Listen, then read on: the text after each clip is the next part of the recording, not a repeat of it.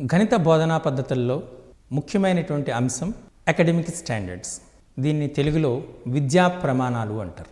మీకు ఈ ఎగ్జామ్లో సుమారు 2 లేదా 3 మార్కులు వచ్చే అవకాశం ఈ అంశం నుండి ఉంది.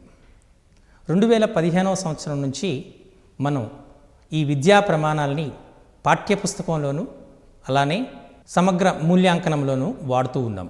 ఉపాధ్యాయులుగా, కాబోయే ఉపాధ్యాయులుగా వీటిపై మీకు పూర్తి అవగాహన అవసరం ఎంతైనా ఉంది. గణితానికి ప్రత్యేకంగా 5 విద్యా ప్రమాణాలు ఉన్నాయి. ప్రతి సబ్జెక్టుకు ఒక నిర్దిష్టమైనటువంటి సంఖ్యలో విద్యా ప్రమాణాలు ఉన్నాయి. ఆ విద్యా ప్రమాణాలని సాధించవలసినటువంటి బాధ్యత ఉపాధ్యాయుని పైన ఉంది. అందుచేతనే కేంద్ర ప్రభుత్వం గత కొద్ది రోజులుగా దీనిపైన అనేక ఎక్సర్సైజ్ చేస్తూ వాటిని భారతదేశంలో ఉన్నటువంటి 29 రాష్ట్రాలకు కూడా అనువర్తింపజేసింది. కానీ దాన్ని లెర్నింగ్ అవుట్కమ్స్గా మార్పు చేయటం జరిగింది. విద్యా ప్రమాణాలన్నా ప్రస్తుతం కేంద్ర ప్రభుత్వం సూచించినటువంటి లెర్నింగ్ అవుట్కమ్స్ అన్నా రెండు కూడా సమానమే. కానీ ఈ లెర్నింగ్ అవుట్కమ్స్ అనేటువంటి అంశం పైన మీకు ఏ విధమైనటువంటి ప్రశ్నలు రావు, విద్యా ప్రమాణాలపైనే ప్రశ్నలు వస్తాయి. కాబట్టి వాటిని మీరు శ్రద్ధగా నేర్చుకోవాల్సినటువంటి అంశం ఉంది. 2015కు ముందు బిఎడ్ చేసినటువంటి విద్యార్థులకు ఈ విద్యా ప్రమాణాలపైన పూర్తి అవగాహన ఉండదు. ఎందుచేతంటే అప్పుడు వాళ్ళు నేర్చుకున్నటువంటి సామర్థ్యాలు జ్ఞానము, వినియోగము, అప్లికేషన్ మరియు నైపుణ్యం, knowledge, understanding, application and skill అనేటువంటి బ్లూమ్స్ టాక్సానమీ ఆధారంగా ఈ 4 అంశాల మీదనే పాఠ్య ప్రణాళికను రచించటం, ఆ పాఠ్య ప్రణాళిక ఆధారంగా పాఠ్యాంశాన్ని బోధించటం జరుగుతుంది. కానీ 2015 సంవత్సరం తర్వాత పాఠ్య ప్రణాళిక స్వరూపం మారింది. పాఠ్య ప్రణాళికను 7 అంశాలుగా విభజించి మనం ఆ పాఠ్యాంశాలని ఈ 5 అకాడమిక్ స్టాండర్డ్స్ అంటే విద్యా ప్రమాణాలు సాధించే విధముగా మనం పాఠ్య ప్రణాళిక రాసుకోవడం జరుగుతూ ఉంటుందన్నమాట. మరి ఈ పాఠ్య ప్రణాళిక రాసే ముందు అవసరమైనటువంటి విద్యా ప్రమాణాలు, పాఠ్యాంశాన్ని బోధించేటప్పుడు అవసరమైన విద్యా ప్రమాణాలు ఏంటి అనేటువంటిది మీరు నేర్చుకోవాలి. మనకు 5 విద్యా ప్రమాణాలు ఉన్నాయని మీకు చెప్పాం కదా. మొదటిది ప్రాబ్లమ్ సాల్వింగ్ అంటే సమస్యా సాధన. రెండవది reasoning and proof. Reasoning and proof అంటే కారణాలు చెప్పటం. మూడవది కమ్యూనికేషన్, వ్యక్తీకరణము. ఏ వ్యక్తీకరణం అంటే గణిత భాషలో వ్యక్తీకరించడం, దిస్ కమ్యూనికేషన్. సింపుల్గా మనం కమ్యూనికేషన్ అనేటప్పటికీ వాస్తవానికి ఇది మ్యాథమెటికల్ కమ్యూనికేషన్. నాలుగవది కనెక్షన్స్, మ్యాథమెటికల్ కనెక్షన్స్, గణిత శాస్త్రముతో సంబంధాలు. ఐదవది representation and visualisation. Representation and visualisation అనగా దృశ్యీకరణము, ప్రాతినిధ్యపరచటం. ఇవి 5 అంశాలు. వీటిని 5 విద్యా ప్రమాణాలని కూడా అంటారు. ఈ 5 విద్యా ప్రమాణాలలో మొదటి ప్రశ్న మీకు రాబోయే మొదటి ప్రశ్న ఏంటి అంటే గణిత శాస్త్రంలో ఉన్నటువంటి విద్యా ప్రమాణాల సంఖ్య ఎంత అంటే ఏమి రాస్తారు? 5 అని రాయాలి. ఆ 5 ఏంటి అనేటువంటిది ఒకదానికొకటి విపులంగా నేర్చుకుందాం. ముందుగా ఆ 5 ఏంటి అనేటువంటిది మీకు తెలియాలి. మొదటిది సమస్యా సాధన, రెండవది కారణాలు చెప్పటం, మూడవది గణిత భాషలో వ్యక్తీకరించటం, నాలుగవది గణిత శాస్త్రముతో సంబంధాలు, ఐదవది దృశ్యీకరణ, ప్రాతినిధ్యపరచటం. ముందుగా మొదటిదైనటువంటి సమస్యా సాధన గురించి తెలుసుకుందాం. గణిత శాస్త్రంలో ప్రతి సమస్యా సాధన కిందే వస్తుంది. ఈ సమస్యా సాధన అనగానే మనకు గుర్తుపెట్టుకోవాల్సింది ఏంటంటే ఆ సమస్యా సాధనలో ఉపయోగించినటువంటి స్టెప్స్ ఆధారంగా సమస్యను సాధించాలి. ఇక్కడ సమస్యా సాధన విధానానికి ప్రాధాన్యత ఇవ్వబడుతుంది. ఏ విధానంలో సమస్యను సాధింపబడింది, ఏ పద్ధతిని అనుసరించారు, ఆ పద్ధతి సులభతరంగా ఉందా, క్లిష్టముగా ఉందా, ఈ అంశాలని ఈ సమస్యా సాధనలో ఉపయోగించడం జరుగుతుంది. సో సమస్యా సాధనలోకి ప్రతి గణిత సమస్య కూడా వస్తుంది. మరి ప్రతి గణిత సమస్యా సాధనలోకి వచ్చేటప్పుడు మిగతా 4 ఎందుకు ప్రవేశపెట్టారు అనేటువంటి డౌట్ అందరికీ రావచ్చు. కానీ సమస్యా సాధన అనేది పద్ధతిపై ఆధారపడుతుంది అని చెప్పాను కదా. మరి కొన్ని దాంట్లో ఆ సమస్యను సాధించాలంటే విశ్లేషణాత్మకమైన సహేతుకమైనటువంటి కారణాలు చెప్పవలసి వస్తుంది. ప్రతి స్టెప్ ఒక నిర్దిష్టమైనటువంటి అంశము చేత సపోర్ట్ చేయవలసి ఉంటుంది. అంటే ఇటువంటి వాటిని మనం లాజికల్ స్టెప్స్ అనేటువంటి కూడా అంటాం, తార్కికమైనటువంటి స్టెప్స్ అని చెప్తాం. అటువంటి సందర్భాల్లో మనం రీజనింగ్ అనేటువంటిది చాలా అవసరం అవుతుంది. ఒక్కొక్క దాన్ని మనం చర్చించేటప్పుడు దానిలో తార్కికత ఎంత ఉంటుందో అనేటువంటి మీకు తెలుస్తుంది. అంటే చాప్టర్లో లేదా సమస్యలో తార్కికత ఎక్కువగా ఉంటే ఆ సమస్యని మనం రీజనింగ్ అండ్ ప్రూఫ్ విద్యా ప్రమాణం క్రింద తీసుకోవడానికి సాధ్యమవుతుంది. కొన్ని సమస్యలను సాధించేటప్పుడు మనకు గణిత పరిభాష అనేటువంటిది చాలా అవసరం అవుతుంది. ఆ పరిభాషను ఉపయోగిస్తే తప్ప సమస్య సాధన సాధ్యం కాదు. అటువంటి సందర్భాల్లో సాధన కంటే గణిత పరిభాషను ఉపయోగించేటువంటి సందర్భమే ఎక్కువ ఉంటుంది. అక్కడ మనం ప్రాధాన్యత ఇచ్చింది ఏంటి? గణిత పరిభాషకు.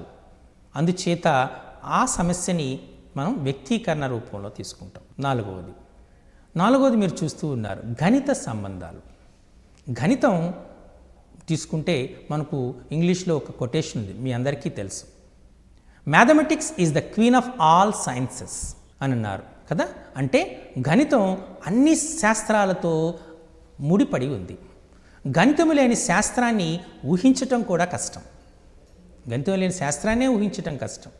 ఇప్పుడు ఒక డాక్టర్ గారి దగ్గరికి వెళ్ళారనుకోండి, డాక్టర్ గారు మీకు సరైన మందుని ఇవ్వాలనుకోండి, ఆ మందు ఇచ్చేటప్పుడు మీరు ప్రతి పూట లేదా రోజుకొకసారి 15 మిల్లీగ్రాములు తీసుకోండి లేదా 5 ml లిక్విడ్ తీసుకోండి అని చెప్తారు.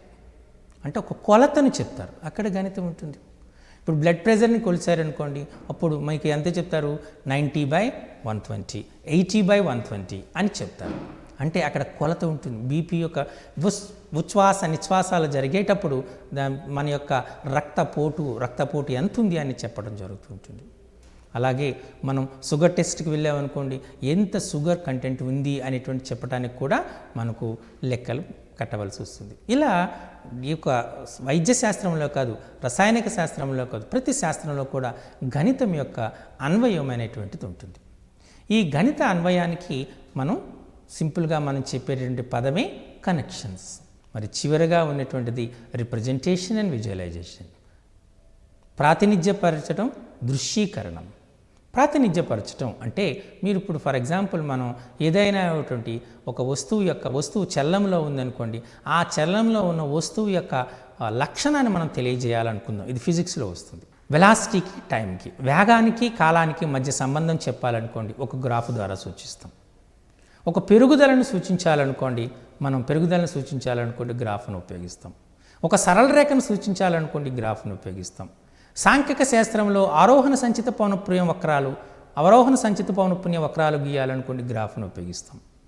సమితుల మధ్య ఉన్నటువంటి సంబంధాన్ని తెలియజేయాలనుకోండి, వెనచిత్రాలను ఉపయోగిస్తాం. ఇలా వివిధ రకాలైనటువంటి అంశాల మధ్య ఉన్న సంబంధాలని మనము పటచిత్రంలో కానీ, రేఖాచిత్రంలో కానీ, లేక సాంకేతిక రూపంలో కానీ మనం వ్యక్తపరచటాన్ని మనం ప్రాతినిధ్యపరచటం, దృశ్యీకరణము అంటారు. ఇవి మనకు గణితములో ఉన్నటువంటి 5 విద్యా ప్రమాణాలు. మొదటిది సమస్య సాధన, దీన్నే ప్రాబ్లమ్ సాల్వింగ్ అంటారు. రెండవది కారణాలు చెప్పటం, అంటే రీజనింగ్ అండ్ ప్రూఫ్. మూడవది వ్యక్తీకరణము, కమ్యూనికేషన్ అంటారు. నాలుగవది కనెక్షన్స్, గణిత సంబంధాలు. ఐదవది రిప్రజెంటేషన్ అండ్ విజువలైజేషన్, ప్రాతినిధ్యపరచటము, దృశ్యీకరణం. సమస్యా సాధనం, ఇది మొదటి విద్యా ప్రమాణం. సుమారు 80% ఆఫ్ ద ప్రాబ్లమ్స్ అనేవి సమస్యా సాధన కిందే వస్తాయని ముందుగానే చెప్పాను మీకు. అందుచేతనే మనం పేపర్ తయారు చేసేటప్పుడు 40% సమస్యా సాధన కింద ఇచ్చాం.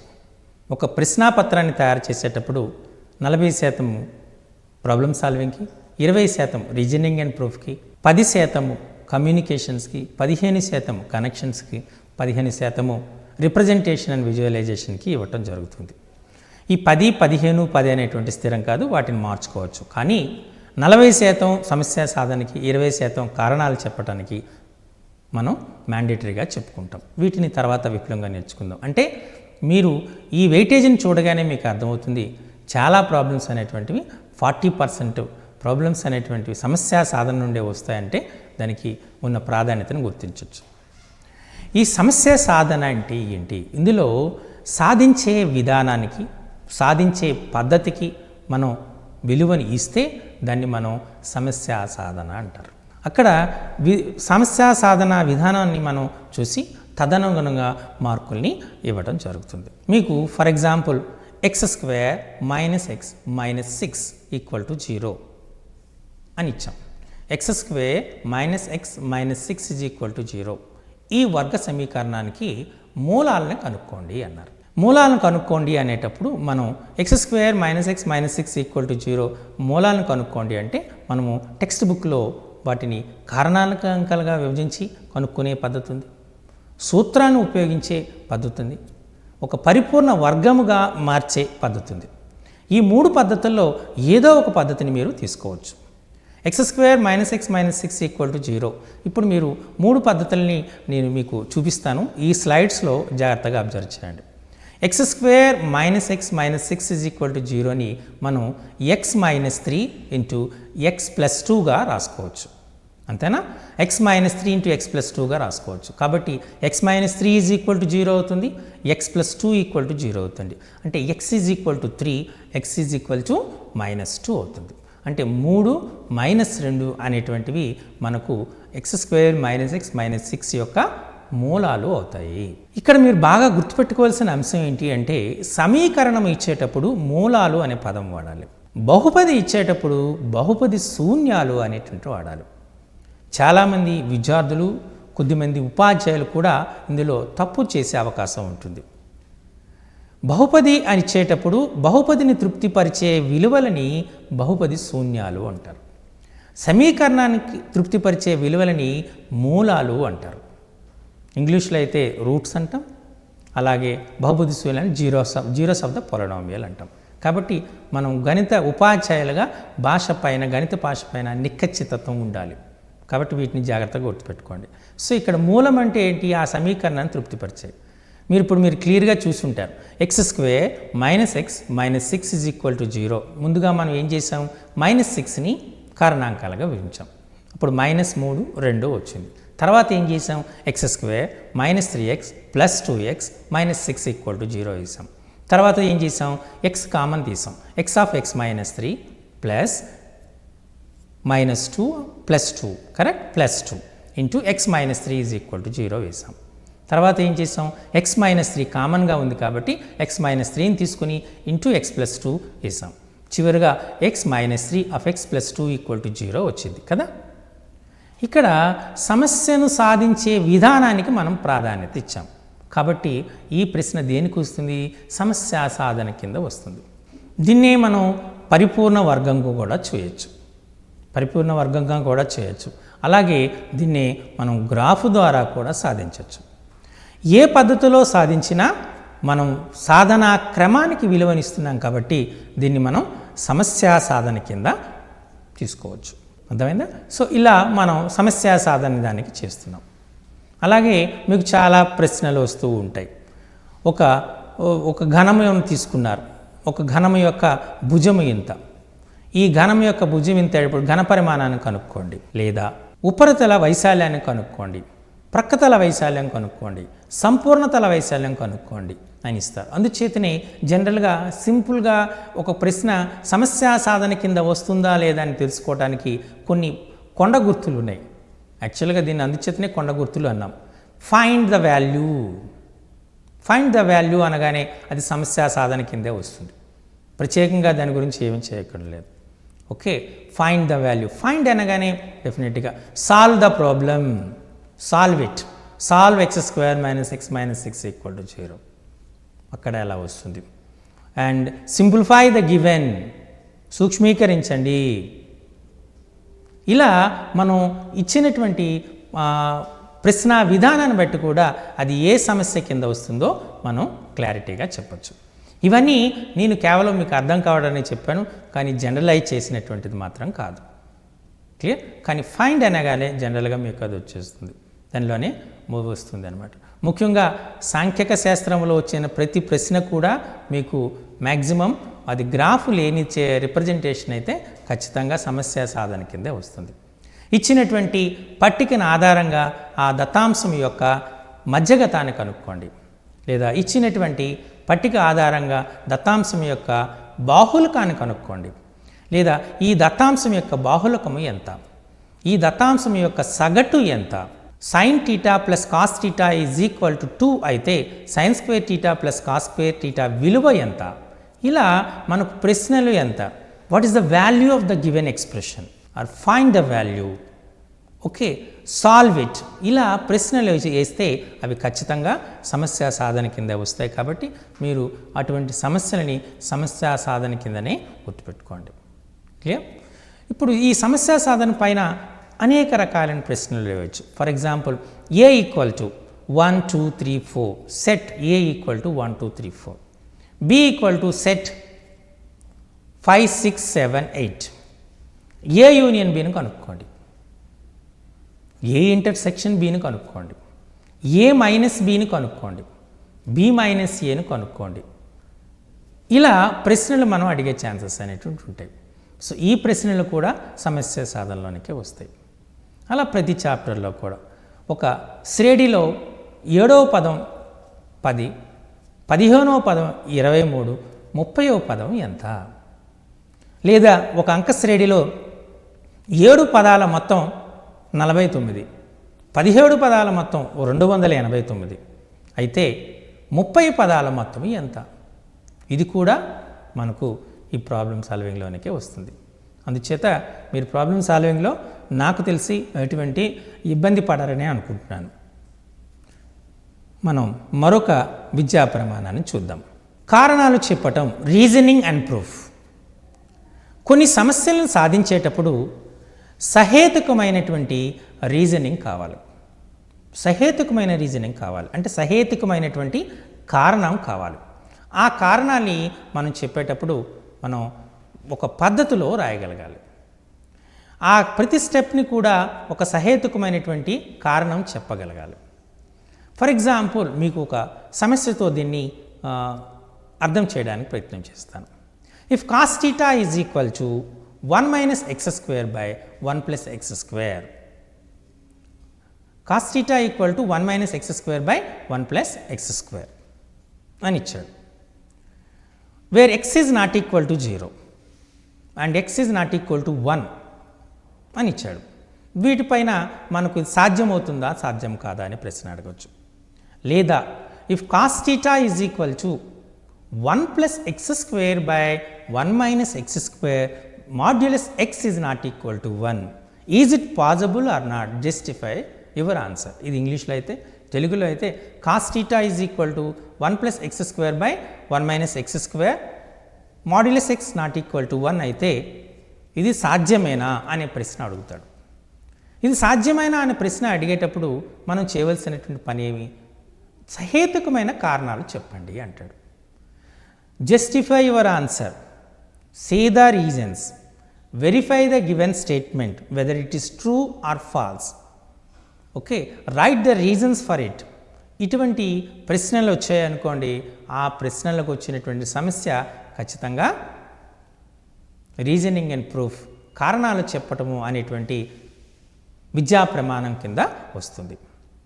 ఎందుచేతనంటే ఈ అన్ని ప్రశ్నల యొక్క స్వభావం ఏంటి అంటే వాటిని కారణాలు చెప్పాలి, సహేతుకమైనటువంటి వివరణ ఇవ్వండి, కారణాలు చెప్పండి, మీ సమాధానాన్ని సమర్థించండి, సరి అయిన సమాధానాన్ని సహేతుకంగా తెలపండి, సరి చూడండి, ఇచ్చినట్టు వాక్యము సత్యమా అసత్యమా, మీ యొక్క సమాధానాన్ని సమర్థించండి. ఇటువంటి ప్రశ్నలు వచ్చాయనుకోండి, ఖచ్చితంగా అది కారణాలు చెప్పటాలని వస్తుంది.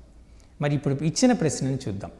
Cos theta is equal to 1 plus x square by 1 minus x square modulus X is not equal to 1 అని ఇచ్చాం. 1 plus x square by 1 minus x square అనేటువంటిది మీరు చూస్తే 1 ప్లస్ ఎక్స్ స్క్వేర్ అనేది 1 మైనస్ ఎక్స్ స్క్వేర్ కంటే ఎల్లప్పుడూ పెద్దదే. కరెక్టేనా? ఎందుచేత 1 ప్లస్ ఎక్స్ స్క్వేర్ అనేది 1 కంటే ఎక్కువ, 1 మైనస్ ఎక్స్ స్క్వేర్ ఏంటంటే 1 కంటే తక్కువ. ఇక్కడ 1 plus x square by 1 minus x square అనగానే మనకు చూసినటువంటి ఇది ఏ రకమైన భిన్నం అని తెలియజేస్తుంది చెప్పండి? లవము ఎక్కువ, హారము తక్కువ. లవము ఎక్కువ, హారము తక్కువగా కలిగినటువంటి భిన్నాన్ని మనం ఏమంటాం? అపక్రమ భిన్నము అంటారు. అంటే దీని యొక్క విలువ 1 కంటే ఎక్కువగా ఉంటుంది. అంతేనా? కానీ కాస్ థీటా విలువ ఎల్లప్పుడూ -1, 1ల మధ్యనే ఉంటుంది, 1 యొక్క విలువను మించదు. మరి cos theta equal to 1 + x² / 1 - x² ఇచ్చేటప్పుడు దాని విలువ ఏమవుతుంది? 1 కంటే ఎక్కువగా ఉంటుంది. ఇది సాధ్యమేనా? సాధ్యం కాదు. ఇంకొక రకంగా కూడా చెప్పచ్చు, సైన్ థీటా కాస్ థీటా అనేవి క్రమభిన్నాలే, అపక్రమ భిన్నాలు కావు. బట్ 1 + x² / 1 - x² అనేటువంటిది అపక్రమ భిన్నం ఈ సందర్భంలో కూడా సాధ్యం. కాబట్టి వెంటనే ఇమీడియట్గా మీరు ఏం రాస్తారు? ఇది సాధ్యము కాదు అంటారు. బాగానే ఉంది. సాధ్యము కాదు అని రాసేస్తే సరే అయిపోతుందా? చాలామంది ఆన్సర్ని ఇక్కడితోనే పూర్తి చేస్తారు. కానీ వాస్తవానికి మీరు జాగ్రత్తగా పరిశీలిస్తే x = 0 అయినప్పుడు కాస్ థీటా = 1 + x² / 1 - x²లో x 0 అవుతుంది. అంటే 1/1 కాస్ థీటా = 1 అంటే కాస్ 0 1 కాబట్టి థీటా = 0 అవుతుంది. ఇక్కడ సాధ్యం. అందుచేత మీ సమాధానం ఎలా ఉండాలి? x = 0 అయినప్పుడు సాధ్యమవుతుంది, మిగతా x విలువలకు సాధ్యము కాదు. It is true for x = 0 but not true for the rest of the values of x for where all x belongs to r అని రాయాలి. సో సాధ్యమవును అని రాసినా మార్క్స్ పూర్తిగా రావు, సాధ్యము కాదు అని రాసినా పూర్తిగా రావు. ఇక్కడ మార్కులు పూర్తిగా తెచ్చుకోవాలంటే మీరు రాయాల్సిన సమాధానం ఏంటి? For x = 0 it is true but for the rest of the values it's not true. x = 0 అయినప్పుడు సాధ్యమవుతుంది, మిగతా x యొక్క విలువలకు ఈ సమీకరణము సాధ్యము కాదు అని రాయవలసి ఉంటుంది. ఈ అంశాన్ని మీరు చాలా జాగ్రత్తగా గుర్తుపెట్టుకోవాల్సి ఉంటుంది. క్లియర్? సో ఇక్కడ మనకు సమస్య సాధనకు ప్రాధాన్యత ఇవ్వలేదు, ఉపయోగించే పద్ధతికి ప్రాధాన్యత ఇవ్వలేదు. అంతేనా? ఇచ్చినటువంటి ప్రాధాన్యత దేనికి ఇచ్చాము? మనం కారణాలు చెప్పటం, ఎందుచేత సాధ్యమైంది, ఎందుచేత సాధ్యము కాలేదు అనేటువంటిది చెప్పటం జరిగింది. అలా జరిగితే మనం దేనికి వస్తుంది? ఏ సమస్యకు వస్తుంది? మనకు రీజనింగ్ అండ్ ప్రూఫ్స్, కారణాలు చెప్పటము ఉంటుంది. ఇంకా మీకు మొదటి చెప్పినట్టు if cos theta = 1 + x² / 1 - x² where modulus x is not equal to 1 is it possible or not? ఇది సాధ్యమేనా అని మనం ప్రశ్న వేశాము. మీ సమాధానాన్ని సహేతుకముగా తెలుపుము అన్నాము. సహేతుకముగా తెలుపుము అనగానే మీకు క్లారిటీగా తెలిసిపోతుంది ఈ ప్రశ్న రీజనింగ్ అండ్ ప్రూఫ్కి వస్తుంది అనేటువంటిది. అంతేనా? ఓకే. ఇప్పుడు మరొక ప్రశ్నతో మనం ఈ కారణాలు చెప్పడం అనేటువంటిది చూద్దాం. 10వ తరగతి టెక్స్ట్ బుక్లో మీకు ఒక ప్రశ్న ఇచ్చాం, ప్రయత్నించండి అనే ప్రశ్న. దానిలో ఒక ప్రశ్న ఇచ్చాం. ఒక లంబకోణ త్రిభుజములో పైథాగరన్ ట్రిప్లెట్లో, పైథాగరన్ త్రికములో కనీసము ఒక సంఖ్య సరి సంఖ్య కావాలి. ఇది సరి అయినదానా? మీ సమాధానాన్ని సమర్థింపు. ఈ ప్రశ్న ఇవ్వడం జరిగింది. In a Pythagorean triplet at least 1 number should be an even number, justify your answer. ఇది ప్రశ్న. ఈ ప్రశ్నను మీరు సమాధానం ఏం చేస్తారు? చాలా వరకు చాలామంది ఏం చేస్తున్నారంటే విలువలను ఎగ్జాంపుల్స్ ఇస్తున్నారు, కౌంటర్ ఎగ్జాంపుల్స్ ఇస్తున్నారు. 3, 4, 5, 4 సరి సంఖ్య, 5, 12, 13, 12 సరి సంఖ్య, 6, 8, 10, 6, 8, 10 అన్నీ సరి సంఖ్యలే, 7, 24, 25, 24 సరి సంఖ్య. సో ఇలా ఒక 5 ఉదాహరణలు ఇచ్చి కాబట్టి కనీసం 1 సరి సంఖ్యగా ఉండాలి కాబట్టి ఇది సరి అయిన వాక్యమే అని రాస్తున్నారు. కానీ వాస్తవానికి సరి అయిన సమాధానం కాదు. కౌంటర్ ఎగ్జాంపుల్స్ ద్వారా నిరూపించడం అనేటువంటిది రీజనింగ్ అండ్ ప్రూఫ్, కారణాలు చెప్పడంలోనికి రాదు. దీనికి బలమైనటువంటి కారణం ఉంది. గణిత శాస్త్ర చరిత్రలో ఒక విలువైనటువంటి అంశం ఉంది. మీ అందరూ వినే ఉంటారు, ప్రతి సంఖ్యకు ఒక నిర్దిష్టమైనటువంటి సాంకేతిక రూపం ఉంది. సరి సంఖ్య 2n, బేసి సంఖ్య 2n-1 ఆర్ 2n+1, పరిపూర్ణ సంఖ్య 2^k-1 × 2^k-1. ఇలా ప్రతిదానికి ఒక ఎన్నవ పదానం అని చెప్పే ఆస్కారం ఉంటుంది.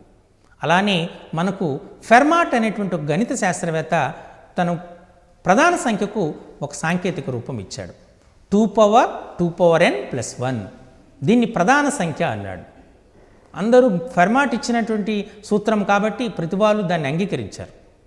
For n = 1 it is true, for n = 2 it is also true, for n = 3 కూడా సత్యమే, n = 4 కూడా సత్యమే, n=5 తీసుకునేటప్పటికీ అది 641తో భాగింపబడుతుందని ఆయిలర్ అనేటువంటి గణిత శాస్త్రవేత్త నిరూపించాడు.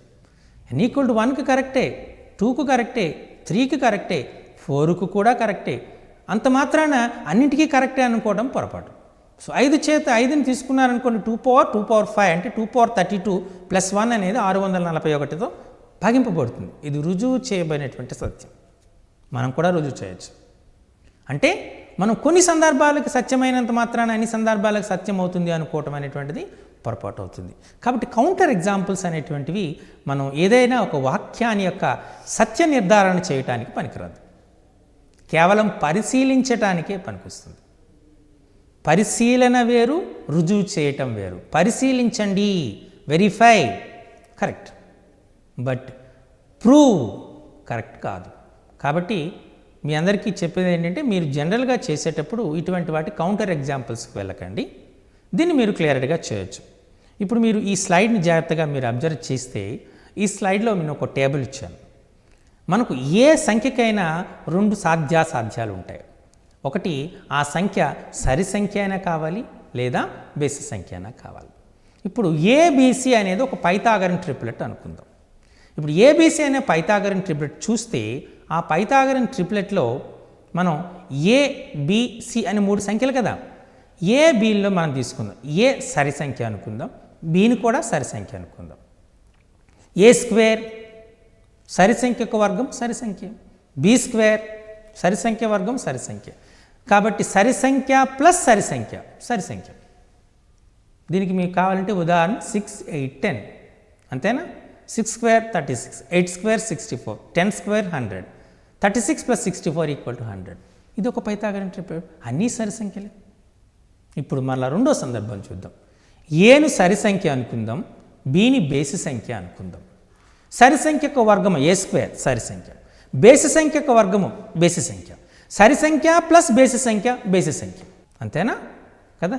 మనం ఇప్పుడు మేము దీన్ని చూసారనుకోండి, మనకు సరి సంఖ్య, బేసి సంఖ్య, బేసి సంఖ్య, ఏబీసీని ఒక ఆర్డర్లో రాశారనుకోండి, సరి సంఖ్య, బేసి సంఖ్య, బేసి సంఖ్య. ఇందులో సరి సంఖ్య ఉంది కదా. ఓకే, ఇప్పుడు మరి మూడో సందర్భం చూద్దాం. ఏ బేసి సంఖ్య అనుకుందాం, బి సరి సంఖ్య అనుకుందాం.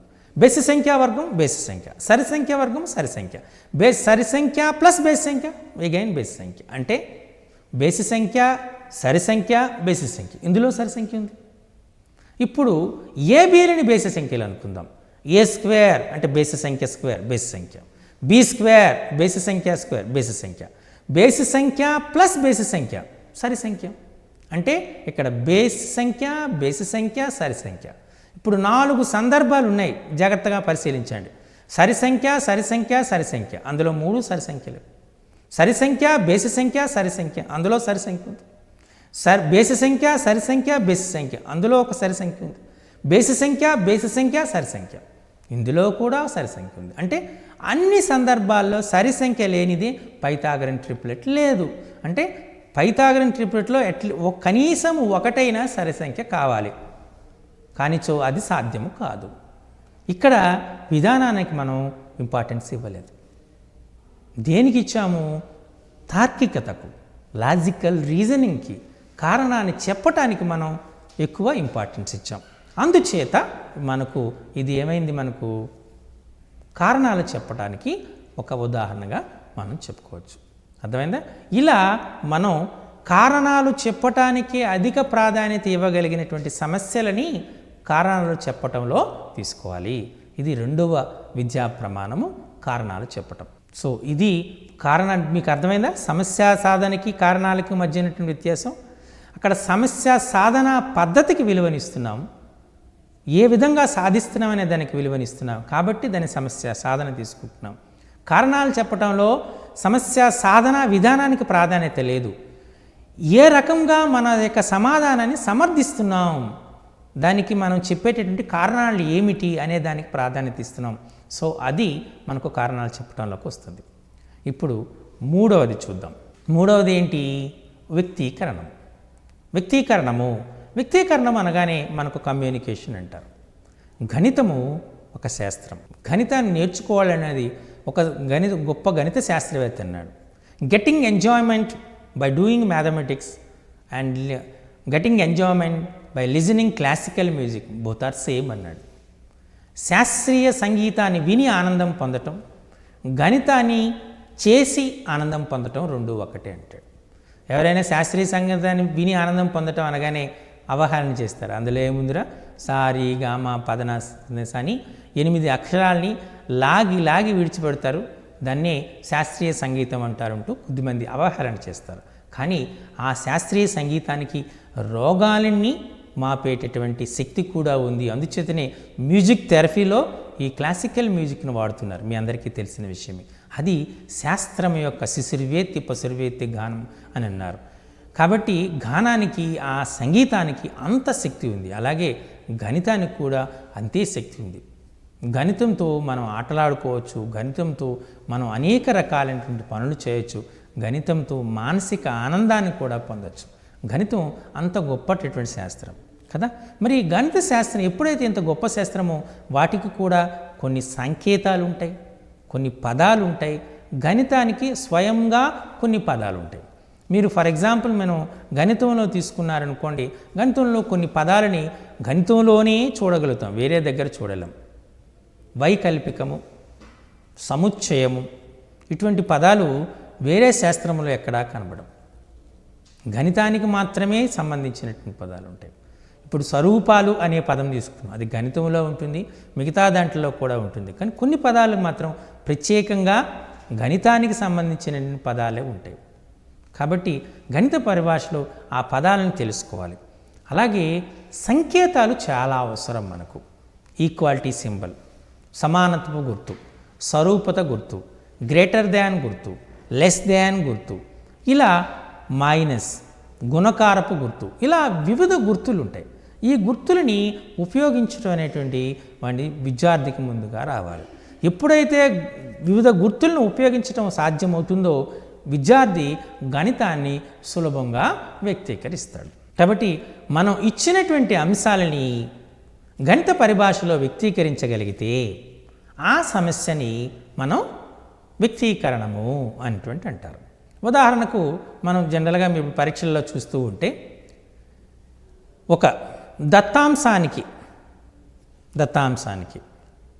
మనం వర్గీకృత దత్తాంశం అందాం. ఒక వర్గీకృత దత్తాంశానికి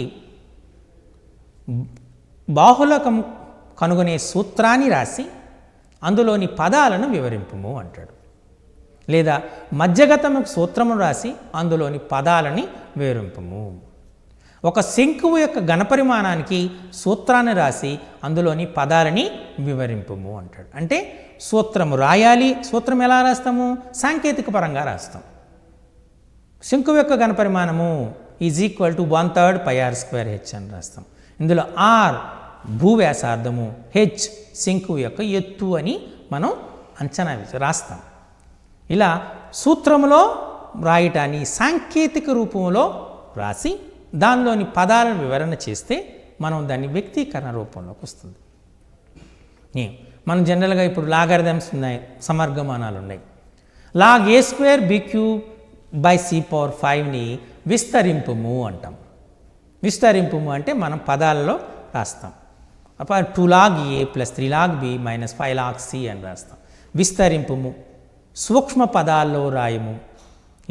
ఇలా మనం అడిగే ప్రశ్నను బట్టి ఉంటుంది. సో వీటిని సూత్ర రూపంలో రాయమన్నాం కానీ, విస్తరింపమన్నాం కానీ, సూక్ష్మీకరించడం కానీ, దశాంశ భిన్న రూపంలో వ్యక్తపరచడం కానీ, ఇలా మనం రాస్తే ఒక రూపంలో ఉన్న దాన్ని ఇంకొక రూపంలో వ్యక్తపరిస్తే దాన్ని కూడా మనం ఈ వ్యక్తీకరణంలోనికే వస్తుంది. వ్యక్తీకరించటం, అలా వ్యక్తీకరించడం అనేటువంటిది మీరు చూస్తే జనరల్గా ఇది చాలా సులభమైనటువంటి విద్యా ప్రమాణమని అనుకోవాలి. మనం చాలా వీటి కోసము పద సమస్యల్ని చాలా ఇచ్చాం. టెక్స్ట్ బుక్లో చాలా పద సమస్యలు ఉన్నాయి.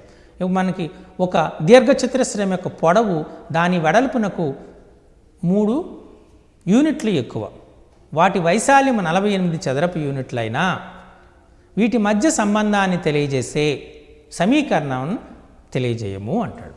అంటే అప్పుడు ఏం చేయాలి? ఒక దీర్ఘచతురస్రం యొక్క వెడల్పుని x అనుకోవాలి. అప్పుడు పొడవేమవుతుంది? x + 3 అవుతుంది. సో కాబట్టి దీర్ఘచతురస్రం వైశాల్యం సూత్రం ఏంటి? x(x+3) ఎంత ఇచ్చాడు? 48. So x(x+3) is equal to 48. x² + 3x - 48 is equal to 0. ఇక్కడ ఈ పద సమస్యను అంతటినీ ఒక వర్గ సమీకరణంగా వ్యక్తీకరించాం. ఇలా మనం గణిత పరిభాషలో గణిత సాంకేతికాలని గణిత సంజ్ఞలని ఉపయోగించి మనం వ్యక్తీకరిస్తే ఆ సమస్యలని మనం జనరల్గా ఏమంటామంటే వ్యక్తీకరణము అంటారు. ఇందులో మీరు అడిగే ప్రశ్నని చాలా జాగ్రత్తగా మీరు అబ్జర్వ్ చేసి ఉండాలి. అడిగే ప్రశ్న అంటే ఎలా ఉంటుందంటే, ఇదే ప్రశ్న నేను ఏదైనా ఒక దీర్ఘచతురస్రం యొక్క పొడవు దాని వెడల్పునకు 3 యూనిట్లు ఎక్కువ, దాని వైశాల్యం 48 చదరపు యూనిట్లు అయితే ఈ సందర్భానికి తగిన సమీకరణాన్ని రాయము అన్నారనుకోండి, అప్పుడు వ్యక్తీకరణం అవుతుంది. కానీ దాన్ని కొనసాగిస్తూ పొడిగిస్తూ ఆ దీర్ఘచతురస్రం యొక్క పొడవు వెడల్పును కనుక్కోండి అని అన్నారనుకోండి, అదేమవుతుంది? అది సమస్య సాధన అవుతుంది. ఇది మీరు బాగా గుర్తుపెట్టుకోవాలి. పొడవు వెడల్పును కనుక్కోండి, ఫైండ్ అని వచ్చింది కాబట్టి అక్కడ ఏమవుతుంది? అది సమస్య సాధన అవుతుంది. కాబట్టి మీరే చాలా జాగ్రత్తగా అబ్జర్వ్ చేసుకోండి. అర్థమైందా? సో మీరు అడిగే ప్రశ్నను బట్టే దాని యొక్క విద్యా ప్రమాణం అనేటువంటిది మార్పు అవుతుంది. అందుచేత ఇక్కడ మనం వ్యక్తీకరణము అనే పదం ఎందుకు ఉపయోగించని చెప్పండి. అక్కడ మనం ఇచ్చినటువంటిది విద్యార్థి లేదా వ్యక్తి సమస్యని గణిత పరిభాషలో వ్యక్తీకరిస్తున్నాడా లేదా అనేటువంటిది చూడబోతున్నాం. ఆ విద్యా ప్రమాణాన్ని పరిశీలించబోతున్నాం. కాబట్టి ఆ సమస్య అంతటితో ఆగాలి. అలా కాకుండా దాని యొక్క విలువలను కనుక్కోండి అన్నాడు అనుకోండి, అప్పుడు పూర్తిగా మనకు ప్రాసెస్కి విధానానికి ప్రాధాన్యత ఇస్తున్నాం కాబట్టి అది సమస్య సాధన కింద వెళ్ళిపోతుంది. సో ఇది వ్యక్తీకరణం. ఇలా మనకు ప్రతి చాప్టర్లో కూడా మనకు ఈ వ్యక్తీకరణానికి ఆస్కారం ఎక్కువగా ఉంటుంది. 2 సమితులు వియుక్త సమితులు అన్నాడు. దీన్ని సాంకేతిక రూపంలో చూపండి. 2 సమితులు వియుక్త సమితి సాంకేతిక రూపం అంటే ఏ అనే సమితిని తీసుకోండి, బి అనే సమితిని తీసుకోండి. వియుక్త సమితులు అనగానేమి? వాటి యొక్క ఛేదన సమితి శూన్య సమితి అవ్వాలి. అంటే వాటికి ఉమ్మడి మూలకాలు ఉండకూడదు. A intersection B is equal to 5. దీన్ని ఇలా 2 సమితుల యొక్క ఛేదనం మనకు శూన్య సమితి అయితే వాటిని వియుక్త సమితులు అంటారు. సో సింపుల్గా మనం A intersection B is equal to 5 అని చెప్తున్నాం. అంతేనా? ఇలా మనం ప్రతిదానికి కూడా అలాగే బీజగణితంలో ఈ వ్యక్తీకరణకు చాలా అవకాశం ఎక్కువగా ఉంటుంది. ఎందుకంటే అందులో పద సమస్యలో మనం చాలా ఒక సంఖ్యకు 2 రెట్లు అంటే 2x, సంఖ్యకు 3 ఎక్కువ x+3, సంఖ్య కంటే 5 తక్కువ x-5, ఇలా సంఖ్యలో 5వ వంతు x/5. సో ఇలా మనం ఇచ్చినటువంటి సమస్యని సాంకేతిక రూపంలో గణిత సంజ్ఞలను ఉపయోగించి వ్యక్తపరచడాన్ని మనం వ్యక్తీకరణము అనేటువంటిది అంటారు. ఇది క్లియర్? సో ఇది 3వ విద్యా ప్రమాణం. ఇప్పుడు 4వ విద్యా ప్రమాణాన్ని చూద్దాం. 4వ విద్యా ప్రమాణం మనకు ఏంటి? సంబంధాలు, గణిత సంబంధాలు. గణితం అన్ని శాస్త్రాలతో సంబంధం కలిగి ఉంటుందని మీకు చెప్పాను, ఇప్పుడే చెప్పుకున్నాం. ఇప్పుడు మనం ఫర్ ఎగ్జాంపుల్ ఇచ్చినటువంటి ఒక ద్రావణం ఇచ్చాడు, ఒక సొల్యూషన్ ఇచ్చారు. ఇది ఆమ్లమా క్షారమా అని అడిగారు. చెప్పగానే మనం లిట్మస్ పేపర్స్ను వాడుతున్నాము. లిట్మస్ పేపర్ను వాడి అది ఎంత మనకు pH వచ్చింది అని చూస్తాం. అది 7 నుంచి 14 మధ్యలో ఉంది అనుకోండి క్షారము అంటాం. 0 నుంచి 7కు మధ్యలో ఉంది అనుకోండి ఆమ్లము అంటాం. 7 అనుకోండి తటస్థ ద్రావణము అంటాం. చూసారా? అంటే ఇక్కడ మనం దేన్ని ఉపయోగిస్తున్నాము? సంవర్గమానం అనేటువంటి కాన్సెప్ట్ను ఉపయోగిస్తున్నాం. యాక్చువల్గా pH is equal to -log of H+. అయానుల యొక్క సంవర్గమాన విలువని మనం pH అంటాం. అంటే మనం ఆమ్లమా క్షారమా ఒక లక్షణాన్ని తెలుసుకోవడానికి, ఒక ద్రావణం యొక్క లక్షణాన్ని తెలుసుకోవడానికి మనం సంవర్గమానాన్ని వాడామా లేదా? అలాగే మనం ఉదాహరణకు మనం చూస్తూ ఉన్నాం. ఇప్పుడు ఏదైనా ఒక వస్తువుని తీసుకుందాం. ఫర్ ఎగ్జాంపుల్ రీసెంట్గా PSLVని ప్రొజెక్ట్ చేశారు మనకి. మనం ఒక ట్రాక్ రికార్డు కూడా వరల్డ్ రికార్డ్ అనేటువంటి సాధించాం. 103 ఉపగ్రహాలని ఒకేసారి ప్రయోగించాం, ర్యాకెట్ లాంచ్ చేసాం కదా. అక్కడ చేసేటప్పుడు ఎలా ర్యాంక్ చేశాము? అది భూమి యొక్క ఆకర్షణ స్థితిని దాటి పంపించగలగాలి. భూమి యొక్క ఆకర్షణ ఎంత దూరం ఉంటుంది, ఎంత వేగంతో చేయాలి అంటే దానికి భూమి యొక్క ఆకర్షణ పరిధిని దాటి పంపించాలంటే దాన్ని ఎస్కేపింగ్ వెలాసిటీ, పలాయన వేగము అంటారు. భూమిని యొక్క పలాయన వేగం 11.2 కిలోమీటర్స్ పర్ సెకండ్ ఉంటుంది. ఏదైనా ఒక వస్తువుని 11.2 కిలోమీటర్స్ పర్ సెకండ్ కంటే ఎక్కువ వేగంతో మనం విసరగలిగితే ఆ వస్తువు భూమి ఆకర్షణ పరిధిని దాటి వెళ్ళిపోతుంది. అంటే అది ఖచ్చితంగా మనం కొలవగలం. ఇక్కడ గణితాన్ని ఉపయోగిస్తున్నాం. ఇప్పుడు ఇసుక నేల పైన దూకాం, కాలు నొప్పి తక్కువగా ఉంటుంది. అదే సిమెంట్ నేలపైన దూకాం, కాలు నొప్పి ఎక్కువ పడుతుంది. లేదా మీరందరూ క్రికెట్ ఆడుతూ ఉంటారు. క్రికెట్ ఆడుతూ ఉన్నప్పుడు బంతిని కొట్టారు. క్రికెట్ బ్యాట్స్మెన్ బంతిని కొట్టాడు. బౌలర్ దాన్ని పట్టుకోవాలనుకున్నాడు. ఏం చేస్తాడు చెప్పండి? బంతిని కొద్దిగా చేతుల్ని కొద్దిగా ముడిచి తన బాడీకి శరీరానికి దగ్గరగా తెచ్చుకుంటాడు మొదటిది. రెండోది, బంతి పడేటటువంటి ఎత్తు కంటే కొద్దిగా తక్కువ ఎత్తులో చేతిని ఉంచుతాడు. అప్పుడే ఖచ్చితంగా బంతిని పట్టుకోగలుగుతాడు. ఇక్కడ 2 అంశాలు ఉన్నాయి. ఒకటి మనం కలిగింది ఇంపల్స్ అంటాం. ఇంపల్స్ అనే ఫిజిక్స్ కాన్సెప్ట్ వాడుతున్నాం. అలాగే రెండోది మ్యాథ్స్ కాన్సెప్ట్ వాడుతున్నాం. అది పరావలయ మార్గంలో ప్రయాణిస్తుంది. బ్యాట్స్మెన్ కొట్టేటటువంటి బంతి పరావలయ మార్గంలో ప్రయాణం చేస్తుంది. ఎందుచేత దాని యొక్క సమీకరణం y = ax - bx². ఇదే కారణం చేత ఇదొక వర్గ సమీకరణం. ఈ వర్గ సమీకరణం కారణం చేతనే మనం 10th క్లాస్ టెక్స్ట్ బుక్లో శాటిలైటు, స్పెటికల్స్, యాంటీనా, అలాగే సూర్యుని చుట్టూ తిరుగుతున్నటువంటి గ్రహము, ఈ పటాలన్నీ కూడాను వర్గ సమీకరణాలకు సంబంధించిన పటాలు అనేటువంటిది టెక్స్ట్ బుక్లో ఇవ్వడం జరిగింది. మీరందరూ పరిశీలించే ఉంటారు. సూర్యుని చుట్టూ వివిధ గ్రహాలు అనేటువంటివి మనకు ఎలిప్టికల్ ఆర్బిట్, దీర్ఘవృత్తాకార కక్షలో పరిభ్రమిస్తూ ఉంటాయి. దీర్ఘవృత్తాకార కక్షలో ఎలిప్స్, దీర్ఘవృత్తము, దాని యొక్క సమీకరణము x² + y² + b² = 1. ఇక్కడ ఏ అనేది ప్రధాన అక్షరం అయితే బి అని హ్రస్వాక్షరం అవుతుంది. ఇది ఒక వర్గ సమీకరణం. ఈ వర్గ సమీకరణం దేనిలో వర్గ సమీకరణం? అది 2 చరల రాశులు కలిగిన వర్గ సమీకరణం. ఏబీలు 2 సమానమే అనుకోండి, అది వృత్తాకారంగా మారిపోతుంది. కెమిస్ట్రీలో దీని అప్లికేషన్ వస్తుంది. నీల్స్ బోర్ అనేటువంటి వాడు కేంద్రము చుట్టూ ఎలక్ట్రాన్లు వివిధ వృత్తాకార కక్షల్లో పరిభ్రమిస్తాయని చెప్తే, శ్రోడింగర్ వచ్చిన తర్వాత కాదు, ఇవి సొమర్ఫీల్డ్ అనేటువంటి వాడు, శ్రోడింగర్, వీళ్ళంతా వచ్చిన తర్వాత కాదు, కేంద్రం చుట్టూ ఎలక్ట్రాన్లు వివిధ దీర్ఘవృత్తాకార కక్షల్లో పరిభ్రమిస్తున్నాయి అని చెప్పడం జరిగింది. ఇక్కడ ఈ అంశాలను ఎలా చెప్పగలిగినారు? గణితం యొక్క అప్లికేషన్. ఇలా మీరు వైద్య శాస్త్రం తీసుకోండి, రసాయనిక శాస్త్రం తీసుకోండి, ఇప్పుడు బయాలజీ తీసుకున్నారు, జీవశాస్త్రంలో తీసుకున్నారనుకోండి, జీవశాస్త్రంలో కూడా మనకు ఒక్కొక్క కణాలు ఒక సెకండ్లో ఎన్ని అభివృద్ధి చెందుతాయి ఇప్పుడు చెప్తూ ఉంటారు మనకి. ఉదాహరణకి మనం చూసేటప్పుడు మనం బ్లడ్ తీసుకుందాం, మన రక్తానికి వ్యాధి నిరోధక శక్తి అనే తెల్ల రక్త కణాల వల్ల వస్తుంది. సాధారణంగా ఆరోగ్యవంతమైనటువంటి వ్యక్తిలో తెల్ల రక్త కణాల సంఖ్య 150,000 నుండి 3,40,000 వరకు ఉంటాయి. ఈ 150,000 దాటి 3,40,000 వరకు ఉన్నవాడు ఆరోగ్యవంతమైనటువంటి వ్యక్తిగానే పరిగణిస్తాడు. ఈ రీసెంట్గా చాలా రకాల వ్యాధులు వస్తూ ఉన్నటువంటి ఉన్నాయి. అందులో డెంగ్యూ అనేటువంటిది ఒక వ్యాధి. అది తెల్ల రక్త కణాల సంఖ్యని తగ్గిస్తుంది.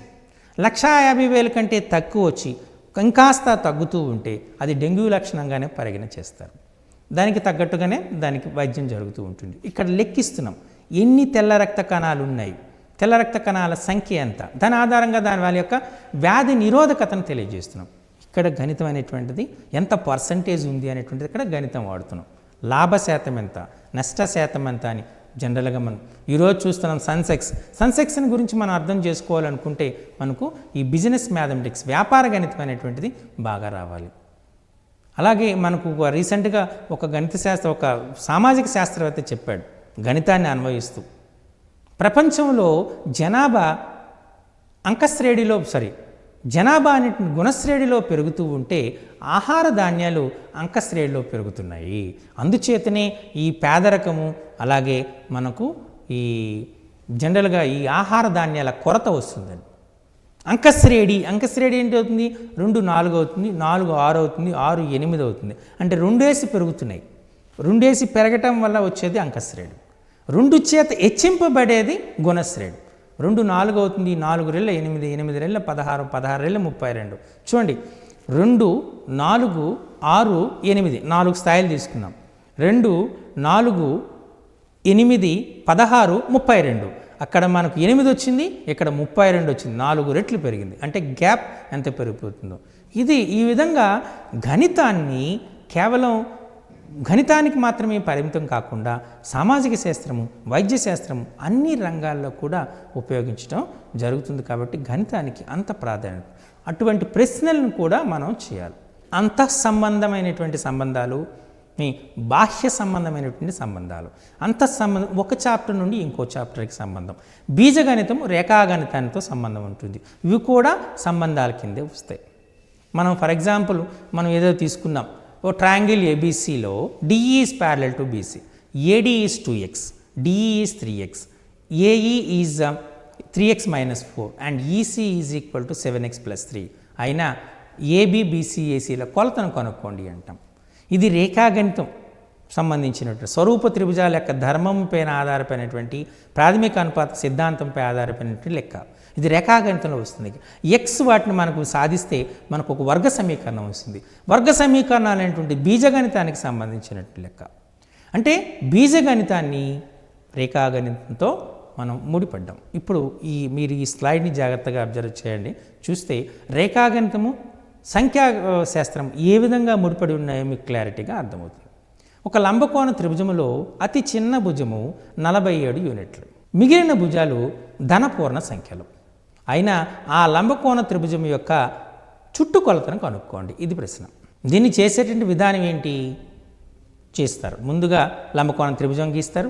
ఏబీసీ లంబకోణ త్రిభుజం అనుకోండి, బి 90 డిగ్రీలు అనుకోండి. సో బీకి ఎదురుగా ఉన్నటువంటి భుజం ఏసీ అవుతుంది. కాబట్టి ఏసీ యొక్క పొడవు మనం తెలియదు కాబట్టి, కర్ణం అది తెలియదు కాబట్టి ఎం అనుకుందాం. కర్ణమే పెద్ద భుజం, చిన్న భుజం ఇచ్చాడు మనకి కాబట్టి దాన్ని ఎం అనుకుందాం. రెండవ భుజాన్ని అతి చిన్న భుజాన్ని 47 అనుకుందాం. ఈ మూడిటి మధ్య సంబంధం ఏమవుతుంది మనకు? m² is equal to n² + 17² or m² - n² equal to 17² అవుతుంది. m² - n² అనేటువంటిది రెండు వర్గాల యొక్క భేదం. ఇది a² - b² సూత్ర రూపంలో ఉంది. కాబట్టి మీరు చేయగలిగిన పని ఏంటి? m + n × m - 1nగా కారణాంకాలకు రాయొచ్చు. ఇక్కడ ఉన్నటువంటి గొప్పతనం ఏంటంటే ఈ సమస్యలో సంఖ్యాశాస్త్రం యొక్క అప్లికేషన్ చాలా ఉంది. 47 ఈజ్ అ ప్రైమ్ నెంబర్ అనేటువంటి గుర్తుపట్టాలి. ఇది ప్రధాన సంఖ్య అనేటువంటిది గుర్తుపట్టగలగాలి. గుర్తుపట్టగలిగితేనే సమస్య సాధించగలరు. అదర్వైజ్ సమస్యను సాధించడం అసాధ్యం. ఎప్పుడైతే గుర్తుపెట్టారో మిగతా 2-3 స్టెప్స్ చాలా సింపుల్. 47 prime number. ప్రధాన సంఖ్య ఏంటి అండి? సంఖ్య మరియు అదే సంఖ్య, ఒకటి మరియు అదే సంఖ్య కారణాంకాలుగా కలిగిన సంఖ్యని ప్రధాన సంఖ్య అంటారు. ఇప్పుడు 47 ప్రధాన సంఖ్య అయిందంటే దానికి ఉన్నటువంటి కారణాంకాలు ఏమవుతాయి? 1, 47. 47² కదా, దీనికి ఉన్న సాధ్యాసాధ్యాలు ఏంటి? 47 × 47 ఒకటి రాయొచ్చు, 47² × 1 అని రాయొచ్చు. ఇక్కడ m + n m - n ఉంది. m + n అంటే కర్ణము ప్లస్ ఇంకొక భుజం. ఈ రెండు భుజాల యొక్క మొత్తము ఆ రెండు భుజాల యొక్క భేదం కంటే ఎల్లప్పుడూ ఎక్కువగా ఉంటుంది తప్ప సమానంగా ఉండదు. అంటే m + n is always greater than m - n but not less than or equal.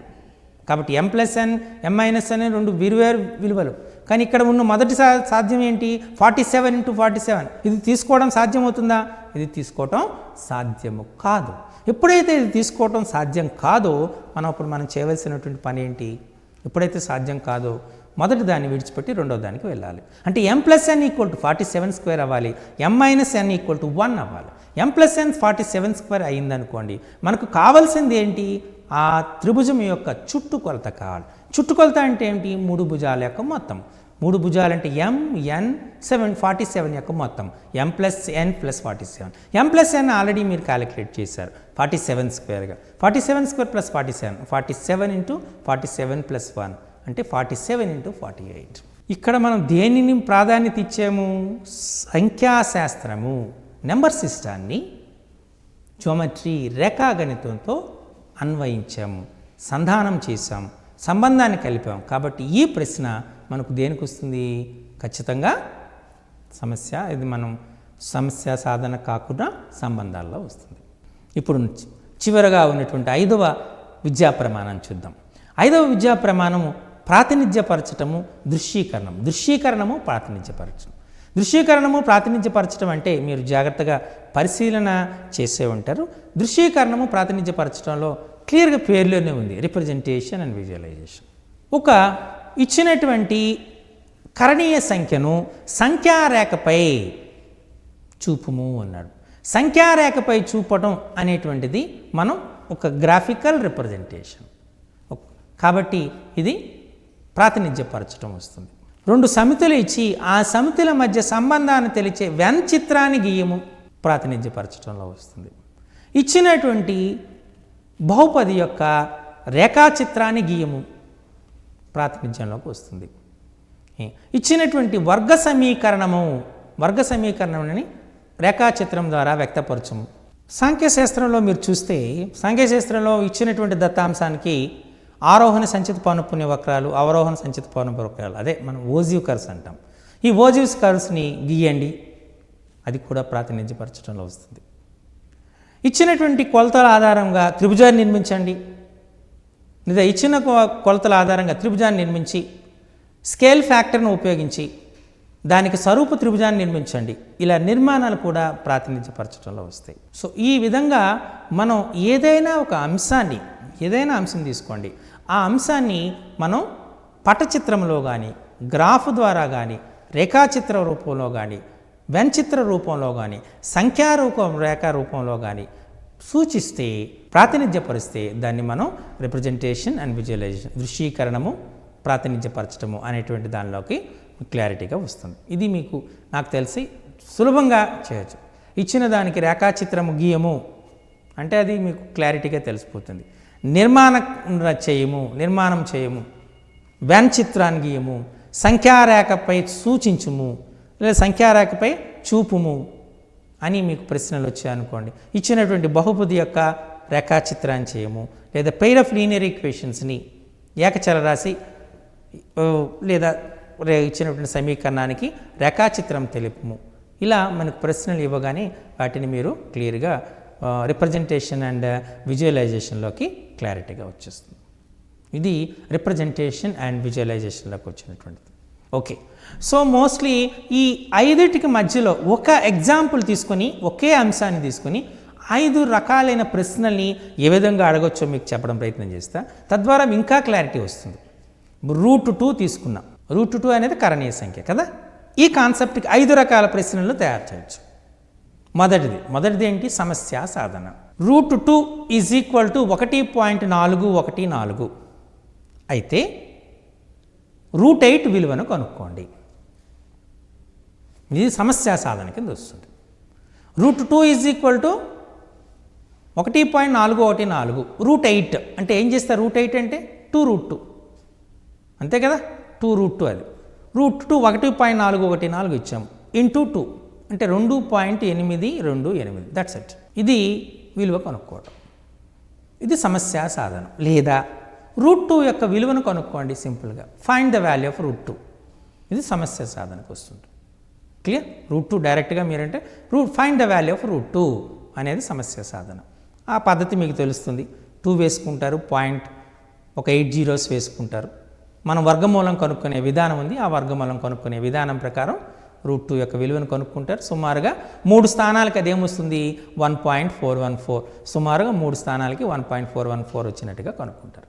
ఇక్కడ సమస్యను సాధించే విధానానికి మనం ప్రాధాన్యత ఇచ్చాం కాబట్టి ఈ ప్రశ్న మనకు ఇందులోని కొండ గుర్తుగా చెప్పాలంటే ఫైండ్ ద వాల్యూ ఆఫ్ √2 వచ్చింది కాబట్టి సమస్య సాధన. ఇప్పుడు రెండవది రీజనింగ్ అండ్ ప్రూఫ్, కారణాలు చెప్పటం. √2 is an irrational number or not? Justify your answer. √2 అనేది కరణీయ సంఖ్యనా? మీ సమాధానాన్ని సమర్థింపుము. ఇది ప్రశ్న.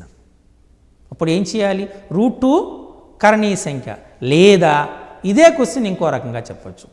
Prove √2 is an irrational number. √2 is an irrational. Prove, నిరూపించము అంటే కారణం. ఇందులో మీకు చాలా వస్తుంది. మీ ఇండైరెక్ట్ మెథడ్లో పోతారు. టెక్స్ట్ బుక్లో క్లియర్గా ఇచ్చినాం. అప్పుడు ఏమనుకుంటారు? √2 ఈజ్ అన్ ఇర్రేషనల్ నెంబర్ అంటే మీరు √2 ఈజ్ అ రేషనల్ నెంబర్ అనుకుంటారు. అప్పుడు √2 = p/q అనుకుంటారు. స్క్వేర్ చేస్తారు. చివరకు మీకు ఏమొస్తుంది? Your assumption is wrong, so given statement is correct. ఫైనల్గా √2 ఈజ్ అన్ ఇర్రేషనల్ నెంబర్ అని వస్తుంది. అర్థమైందా? కాబట్టి ఇది prove √2 is an irrational number అని అనొచ్చు. √2 is an irrational number or not? Justify your answer అని కూడా అనొచ్చు. ఇది కారణాలు చెప్పడంలో వస్తుంది. ఇప్పుడు మూడవది తీసుకుందాం. మూడవ కాన్సెప్ట్ ఏంటి మనకు? కమ్యూనికేషన్, వ్యక్తీకరణం. దేన్ని వ్యక్తీకరిస్తున్నాము? వ్యక్తీకరించాలి. వ్యక్తీకరించడాన్ని మనం ఎలా చెప్తున్నాము? ఒక సమద్విబాహు లంబకోణ త్రిభుజములో కర్ణము యొక్క పొడవు తీసుకున్నారు. భుజానికి √2 రెట్లు ఉంటుంది రాయాలి. అలా ఒక చతురస్రం యొక్క కర్ణము దాని భుజానికి √2 రెట్లు ఉంటుంది. అప్పుడు ఏం చేయాలి? చతురస్రం యొక్క కర్ణము ఈజ్ ఈక్వల్ టు a√2 అని రాయాలి. వేర్ ఏ ఈజ్ భుజము అని రాస్తారు. సో ఈ విధంగా మనం ఒక అంశాన్ని మనం సాంకేతిక రూపంలో వ్యక్తపరచడాన్ని మనం ఇదంటారు. Clear? Okay. Now coming to the next. నాలుగవది ఏం చేస్తున్నాము? సంబంధాన్ని కలుగచేయటం, సంబంధాన్ని తెలియచేయటం. ఒక త్రిభుజములోని కోణాల నిష్పత్తి 1:1:2 అయితే దాని భుజాల నిష్పత్తి ఎంత అని అడుగుతాడు. ఒక త్రిభుజంలో కోణాల నిష్పత్తి 1:1:2 అయిందంటే అది ఖచ్చితంగా సమద్విబాహు లంబకోణ త్రిభుజం అయి తీరాలి. ఎందుకంటే 45 డిగ్రీలు 90 డిగ్రీలు ఉంటేనే కోణాల నిష్పత్తి ఏమవుతుంది? 1:1:2 అవుతుంది. ఎప్పుడైతే 1:1:2 అయిందో భుజాలు ఏమవుతాయి? a√2a అవుతాయి. అంటే a:√2a అంటే 1:1:2. కాబట్టి ఈ విధంగా మనం ఈ నిష్పత్తిని దేంతో అనుసంధానం చేస్తున్నాము? జామెట్రీతో అనుసంధానం చేస్తున్నాం, రేఖాగణితంతో అనుసంధానం చేస్తున్నాం. కాబట్టి ఇక్కడ సంబంధం అవుతుంది. చివరగా మనకు వచ్చినటువంటిది రిప్రజెంటేషన్ అండ్ విజువలైజేషన్లో మనకు వచ్చింది √2. Represent √2 on a number line. √2ని సంఖ్యారేఖపై చూపుము. చూసారా? ఒకే అంశం √2 అనే అంశాన్ని 5 అకాడమిక్ స్టాండర్డ్స్లో మనం ఎక్స్ప్రెస్ చేయడానికి ఆస్కారం ఉంటుంది. ఫైండ్ ద వాల్యూ ఆఫ్ √2 సమస్య సాధన. √2 ఈజ్ అన్ ఇర్రేషనల్ నెంబర్. కారణాలు చెప్పటం. ఒక చతురస్రంలో కర్ణము దాని భుజానికి √2 రెట్లు ఉంటుంది. దీని సంకేత రూపంలో చెప్పటం వ్యక్తీకరణం. ఒక లంబకోణ త్రిభుజంలో కోణాల నిష్పత్తి 1:1:2 అయితే భుజాల నిష్పత్తి ఎంత? రేఖాగణితంతో నిష్పత్తిని అనుసంధానం చేయటం. √2ని సంఖ్యారేఖపై చూపటం, ప్రాతినిధ్యపరచడం, దృశ్యీకరణం. చూసారా? ఇలా మనం ప్రశ్నను అడిగే విధానాన్ని బట్టి దాని యొక్క విద్యా ప్రమాణమైనటువంటిది మారిపోతుంది. కాబట్టి మీకు ఈ 5 విద్యా ప్రమాణాలపైన పూర్తి అవగాహన వచ్చింది అనుకుంటున్నాను. వీటిపైనే అట్లీస్ట్ 2-3 క్వశ్చన్స్ వస్తాయి. కాబట్టి ఇందులో మీకు 9 మార్కులు వచ్చే ఛాన్సెస్ ఉన్నాయి. సో 9 మార్కులు కూడా 9కి 9 మీరు తెచ్చుకోవాలనుకుంటే ముఖ్యంగా ఈ విద్యా ప్రమాణాలపైన చాలా శ్రద్ధ పెడితే డెఫినెట్గా వస్తుంది. పెద్దగా ఇబ్బంది పడవలసింది లేదు. కన్ఫ్యూజ్ కాకుండా ఏ విద్యా ప్రమాణం ఏ సమస్యకు సంబంధించినది అని గుర్తుపెట్టుకోగలిగితే చాలా లాభం. ఎందుచేతంటే రేపు మీరు ఉపాధ్యాయులు అయిన తర్వాత మీరే స్వయంగా ప్రశ్నాపత్రాన్ని తయారు చేసుకోవాల్సి ఉంటుంది. కాబట్టి వీటిపైన స్పష్టత అనేటువంటిది చాలా అవసరం. సో స్పష్టత పొందారని అనుకుంటున్నాను. Thank you for listening.